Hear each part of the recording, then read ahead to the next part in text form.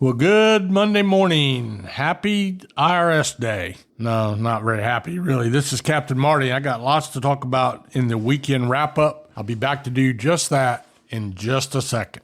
When it comes to finding phenomenal seafood, you gotta go insane. That's right, stop into the Insane Seafood Market right there on Highway 64 in Columbia. Luke Midget and his crew work hard out on the water to make sure you have the freshest selection of seafood around. They provide a wide selection of fish, crabs, shrimp, oysters, and clams, just to name a few. Insane Seafood has a hot bar to satisfy that seafood craving right on the spot. Visit them online at insaneseafood.com and like them on social media. Go insane at Insane Seafood Market, Highway 64 in Columbia. Red Drum Tackle in Buxton is the oldest complete tackle shop at Cape Hatteras. And being the closest tackle shop to Cape Point, Red Drum Tackle has been welcoming fishermen to Hatteras Island with a wide selection of bait and tackle, skilled custom rod builds, rod and reel repair, expert knowledge and information since 1974. Red Drum Tackle knows how, when, and where to fish. To acquire this fishing brain power, visit them online at reddrumtackle.com. Red Drum Tackle, the oldest complete tackle shop at Cape Hatteras and the closest to Cape Point in Buxton.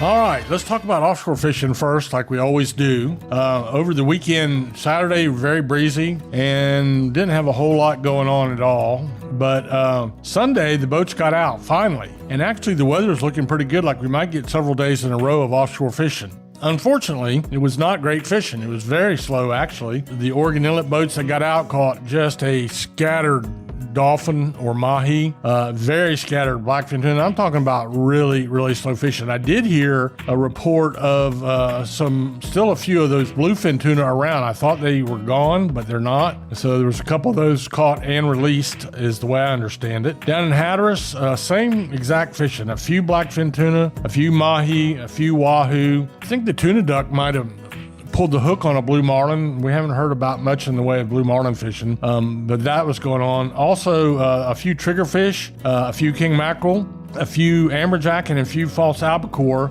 for some of the guys off Hatteras fishing in closer to shore. But still, we haven't got the really great inshore or nearshore fishing yet. We know there's a lot of ribbon fish close to the beach, especially at Oregon Inlet. A lot of false albacore, things like that. That's going to be picking up by the day. So we'll keep you posted with that. And a big thanks, by the way, on today's fishing report to Tony Lombardi, walkingangler.com. Tony's helping us put together information each and every report that we do. I'm hearing from Tony that the surf and pier fishing picked up a little bit. There was places of very good puffer or blow-toed fishing, and there was places where the sea mullet bite was also really good, and that includes some piers like Rodanthe Pier. I saw some nice catches of fish off there. But pier or surf, water temperatures are creeping up through the 50s now. I did hear a rumor of a few big drum down at Cape Point, but I can't really prove that one. I just heard it secondhand, so we do know that that's going on as well. There's been some of these bluefish, and the bluefish are up to 6 pounds, a couple of them a little bit bigger than that, and there was also a few sheep's head caught off some of the piers. So pretty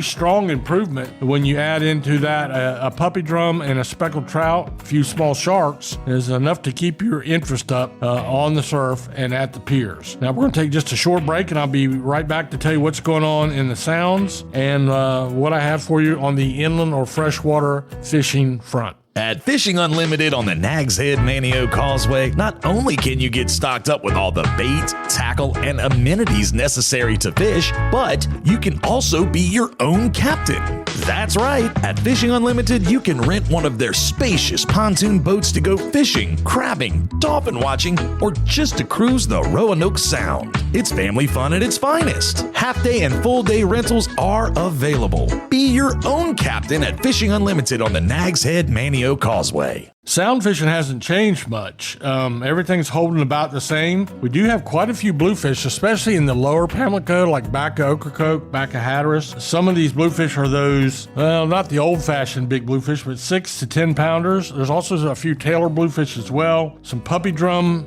and a good speckled trout bite. The Northern Sound had some real nice speckled trout. I saw Jed Dixon had one that, gosh, I don't know how big it was, 5-6 pounds, something like that. A few puppy drum in those catches as well. The bluefish that I mentioned and the sheephead, just like kind of very similar fishing to what we're seeing on the beaches right now. And we do have a lot of inshore boats that are up and running, charter boats, that's backcountry fishing. A whole lot of fun, half a day fishing. Great way to learn how to speckled trout fish for puppy drum fish. And, if you're doing it on your own, I would recommend you stay around or in the mouth of the estuaries, the river heads where they run into the sound, the creeks. Those kind of places right now seem to be the best place for a speckled trout bite. And finally, the last thing I have is our freshwater fishing. Crappie fishing was good yesterday for those that put in some time. But that is such a covert fishery that I don't have a lot of information. Sometimes people say, where do I go?